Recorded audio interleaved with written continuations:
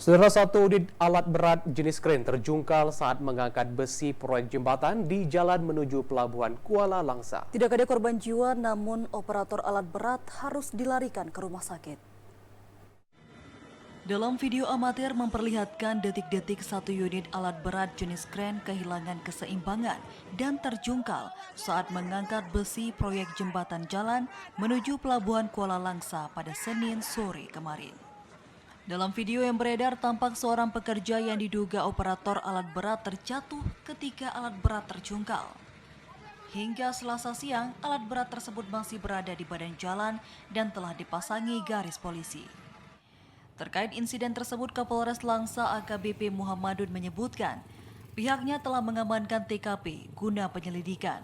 Polisi juga segera memanggil para saksi yang melihat kejadian, serta para pekerja proyek untuk dimintai keterangan. Pertama kemarin kita mengunjungi TKP ya, kemudian kita minta kemarin langsung korban terutama ya, kita minta dibawa ke rumah sakit. Untuk langkah ke depan kita tetap akan memanggil saksi nanti, baik itu saksi masyarakat yang melihat di sana maupun pekerja yang sedang melakukan pekerjaan kemarin. Tidak ada korban jiwa dalam peristiwa tersebut, namun operator alat berat harus dilarikan ke rumah sakit karena mengalami luka serius pada bagian kepala. Dari Langsa, Mulyadi, TVRI melaporkan.